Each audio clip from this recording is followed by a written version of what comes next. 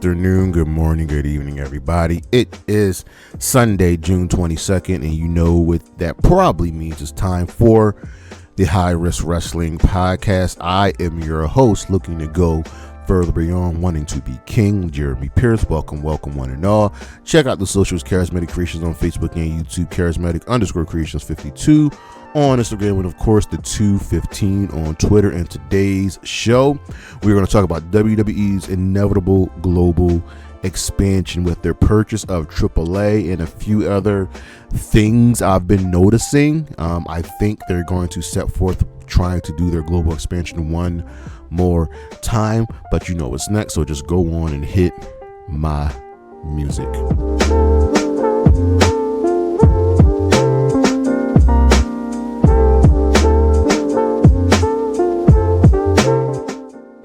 There are many wrestling promotions around, and outside of the big leagues, we've got some ones on the indies, we've got some ones that you should be checking out, and these are the 5 promotions you should be watching right now. Number 5, the NWA, the National Wrestling Alliance.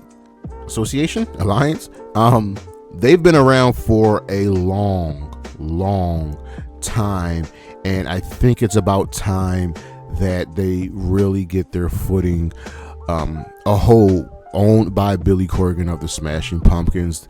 They have finally figured out a way to get more viewers on their product, and now with their Roku deal, it's time for them to step up and really reinvigorate themselves. And they have a really solid roster with the names like Colby Corino, EC3, and of course the true stars of that entire promotion, Kenzie Page, Max the Impaler, and Natalia Markova. Number 4, AAA. Yes, AAA is in the news for a major reason. That's because they have now been purchased by the WWE, and with their now combination of promotion and athletes going back and forth, it really has helped them. They have played second fiddle for a very long time to CMLL, but this ownership of the WWE will help them. They can bring them back up, and then right now is a really good time to jump on board and see what they can do. Number 3, House of Glory. Now, House of Glory is more so a professional wrestling school, but they put on independent shows created by your favorite wrestler's favorite wrestler, Amazing Red, and owned by Master P. House of Glory has slowly started climbing its way to the top of the independent scene. They do such a good job of really getting their names out there, and they have some good names as their champions with Zilla Fatu and Indy Hartwell. And now with Master P having shown up on the show on AEW, more eyes have been placed upon that product. And with Mercedes Moné also showing up, they even got featured in Sports Illustrated. Number 2, CMLL.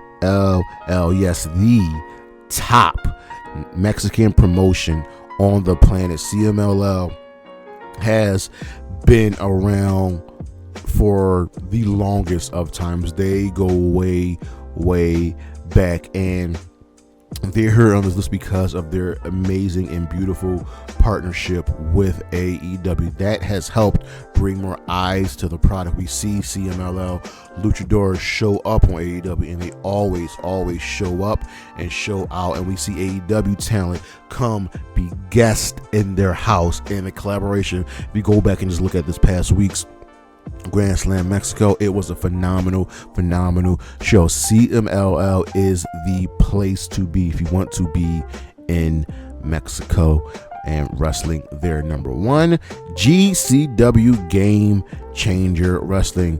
With Ring of Honor now being under AEW, someone had to become the top independent promotion out there, and yeah, it is GCW. They've had their ups and downs, And it's been rough, but now moving forward, this is the place to be with Joey Janela's annual spring break event, and the one event that everybody wants to be a part of every single time it shows up.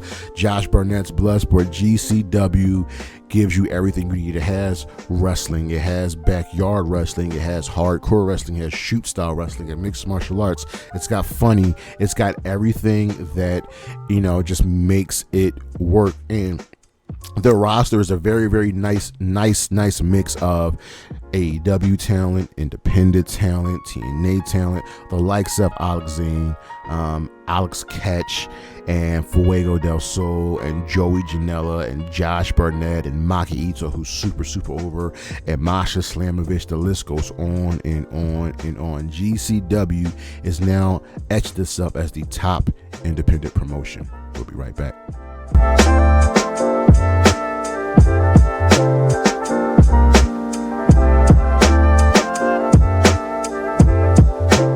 The spotlight is back on. It is brighter than ever, and it is shining on none other than the Hangman, Adam Page. And the spotlight's on him because, well, he's the main character of AEW. Let no one tell you anything different.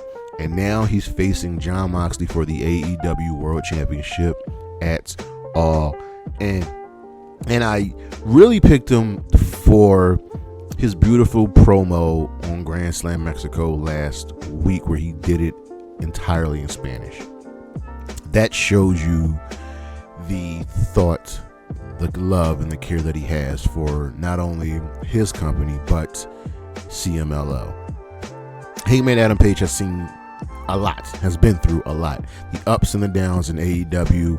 His blood rivalry with Swerve Strickland has taken things to another level, and now we're seeing the next evolution and the next step in that feud. And now he is taking on, in my opinion, the final boss of AEW, the truest of true MVPs of AEW, Jon Moxley, and the story is beautiful. Now everything falls onto Tony Khan, and what will he do? We are all behind Hangman. We are all behind this former school teacher, and with the other forces of Will Ospreay and the Young Bucks and the Death Riders closing in.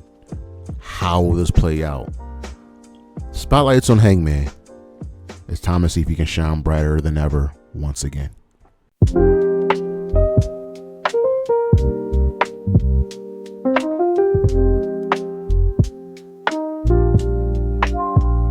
So here we are once again talking about the WWE's inevitable global expansion. They tried it before, and now they're trying it again. It's a start. So let's go back to the beginning, right? And we have to really talk about the birth of the World Wrestling Entertainment.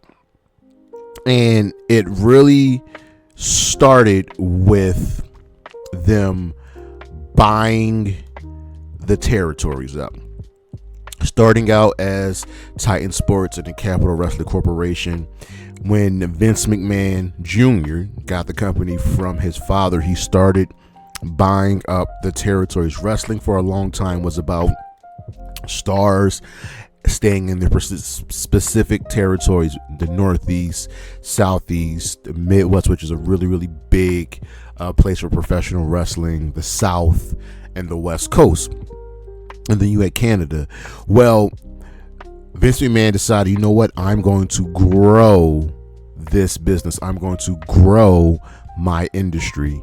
And essentially what he did was started to not only poach talent from other companies in their territories, but then he started to buy up those territories. And that is essentially what we have for the current WWE. Then they also had past partnerships. So during the 70s, the 80s, and the 90s, they worked with, surprisingly, New Japan. They worked with the Universal Wrestling Federation. They worked with Universal Lucha Libre. They worked with the Mexican promotion Universal Wrestling Association. And these relationships that led to the creations of the WWF World Martial Arts, the Light Heavyweight, and the Intercontinental Tag Team Championships. Then during the mid-90s, they had a talent exchange, right, with other United States and Japanese independent promotions: Smoky Mountain Wrestling, Super World of Sports, War, and the United States Wrestling Association. Then 1997 came around and they started working with AAA. We will get to that again. And there were AAA wrestlers in the 1997 Royal Rumble. They included Peroff, Mil Mascaras, Cybernetico, and the Latin Lover. Nice. So they worked with AAA, right? And then they worked with Michinoku Pro in that same year, which led to their talent to compete in the light heavyweight division from 97-98. They worked with the NWA.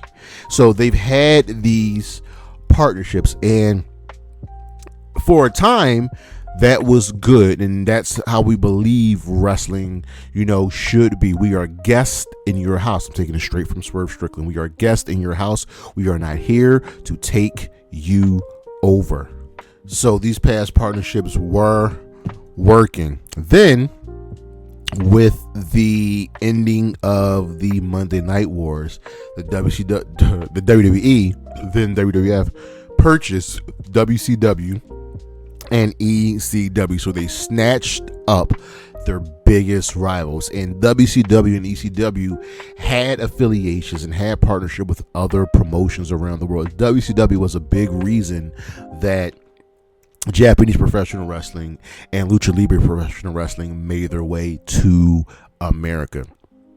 So now that these two companies are gone, what was next for the WWE? Well, then came NXT. We're going to move past the game show version of NXT. That is irrelevant. We're going to talk about the Black and Gold brand. And Triple H was in charge of the Black and Gold brand. It was something to look forward to because it was so separate and so different from the main roster of the WWE that you could essentially watch NXT and be fine and be happy with what they're doing. So if we go and look at the NXT roster in 2013, this is 3 years after their debut, right? There was an abundance of amazing talent on that roster, and snatched up from the indies was Adrian Neville and Bayley and Becky Lynch, who had worked the indies for years getting up to that point, and Buddy Murphy and CJ Parker, and who else do we have? Ethan Carter. And there were so many people that they started taking up, because then we get to the later years where they grabbed up pretty much Adam Cole and Red Dragon. They grabbed up Aleister Black. They grabbed up Rusev. They grabbed up so many top names off the indies that, it became an independent promotion. So then, right, we get NXT UK. And NXT UK was the NXT brand based in the United Kingdom. So now we have their first taste of global expansion and what happened there. So NXT UK was the global start, right? And there was this big thought process that, well, now the NXT UK is here, it would essentially hurt the independent scene in the UK. And some think it did, some think it didn't.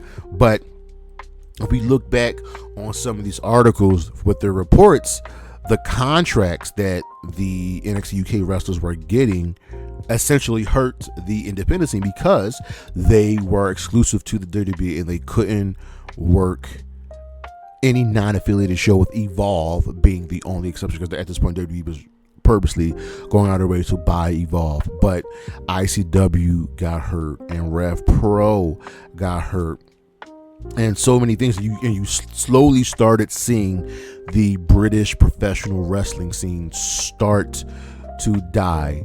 Now, it wasn't the only nail in the coffin for the British professional wrestling. A big part of it was the speaking out movement, with all of the abundance of allegations against a lot of the talent. But NXT UK played a big part in that, because then it became much must-watch TV. NXT and NXT UK were just so far ahead and better than whatever was being put on the main roster, because Vince McMahon didn't care. Some say he watched it, and no. If you really truly watch NXT and NXT UK, you can see that Vince McMahon wasn't paying attention to it, because they got away with a lot of stuff. And then we started hearing rumors about NXT Mexico and NXT Japan, and the really, really big thing was NXT Japan. So the one foothold that the WWE could really never ever launch was a really strong presence in Japan. Yes, they would go there every couple of years to do a couple super shows, but nothing really, took flight. They would send wrestlers to All Japan, and it just never truly became a thing. So why didn't this work? Well, it really starts with Vince McMahon, because he finally got a hold of NXT, and he got a hold of NXT UK, and with the speaking out movement and then NXT UK talent moving over to NXT UK died. They lost Imperium and Gunther, they lost Tony Storm, they lost Rhea Ripley, they lost Piper Niven. So NXT UK was essentially done. But that also helped bring about the rebirth of the independent scene in Great Britain. So WWE ends up purchasing Evolve, and in 2020, after their partnership in 2015, and Evolve was like the second true independent scene behind Ring of Honor. So they buy Evolve, and things are really looking good for them. Then they introduce the WWE ID program, and the WWE ID program is for WWE Independent Development, and that is like a below Evolve. So WWE buys Evolve, and now they have WWE Evolve, which is under NXT. Then they have the ID program, which is their independent development program, and it's like their NIL deal with college, and they bring in a lot of college athletes. And if you look at their ID prospect, there's some good solid names there, with Sean Legacy and Jack Cartwell being the big names of the men's division, and the women's division, obviously Kylie Ray and Zeta Steele. Those are the true standouts, and they have a few names from college coming in, but ultimately WWE ID is the development for the development. So NXT has finally become truly that third brand, right? So NXT is still kind of development, but it's also not that anymore, especially with their partnership with TNA. So we have NXT, we have the ID program, and we have Evolve, and Evolve is development. So now ID and Evolve have their own kind of like mini shows along with WWE LFG.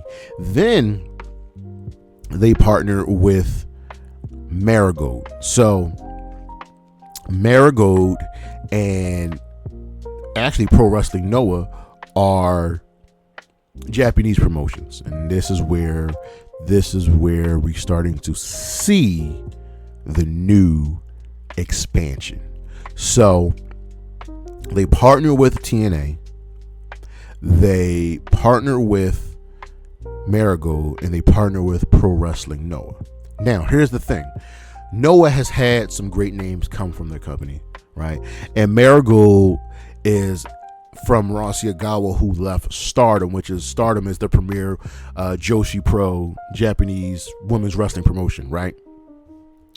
So you have this partnership with Marigold where they sent, I believe, Io went over there at one point, and they have All Japan, and they have Pro Wrestling Noah where they sent Shinsuke, right? What's left? Then they go and purchase AAA, and that's where I saw the really, really next big step. By partnering with Pro Wrestling Noah, by partnering with Marigold, and then by purchasing AAA, they have footholds in Japan. They now have footholds in Mexico. So what's left? It's about going back to Britain. I think it's safe to say, and you know, always correct me if I am wrong, I think it's safe to say that Revolutionary Pro Wrestling is the top promotion in Great Britain. I would probably say second is Progress and Pro Wrestling Eve. They can't get their hands on Rev Pro because they are affiliated with AEW. WWE now has America with NXT and of course WWE. They have partnerships with Marigold and Pro Wrestling Noah, but I wouldn't be shocked if they make a purchase of Marigold or Noah or even All Japan, and now they have AAA. So now they just need a foothold in Great Britain. And I say this because they need to compete against someone that they say is not competition, which is AEW. AEW has partnerships with, ready, Revolutionary Pro Wrestling, CMLL, New Japan, and Stardom. The top promotions in their respective countries. So WWE can't get to the top because Tony Khan and the AEW roster believes in, we are guests in your house. We are not here to take you over. We are guests in your house. No WWE. You get that joke. And now that they purchased AAA, WWE, they're now in Mexico. And there's this giant belief that AAA will be renamed NXT Mexico, which I think would be just utterly disgusting and disrespectful to AAA. As much as they've been at the bottom, they're still AAA. The global expansion is inevitable. They will try again. It just makes sense for companies to have footholds on the continent. But it's about, are you a guest or are you taking over my home? I think the WWE is going to try again because it's right there in front of your face. These partnerships are right there in front of your face. And it's a matter of, what do you want to see happen? Will we see more crossover? Will we see more, another belief that, hey, we can do this again? I don't know. I'm curious to see where things lead and where things go. But that is our show, ladies and gentlemen. Thank you for listening. Thank you for watching. Look on the screen what we got coming up. Got some good stuff. We know we got Night of Champions next week. I'm genuinely curious to see how that show is going to go down. Check out the socials, Charismatic Creations on Facebook and YouTube, Charismatic_Creations 52 on Instagram, and of course the 215 on Twitter. And as always, Anna J, Willow Nightingale, Chris Statlander, Priscilla Kelly, Isla Dawn, and Bailey. Holla at your boy.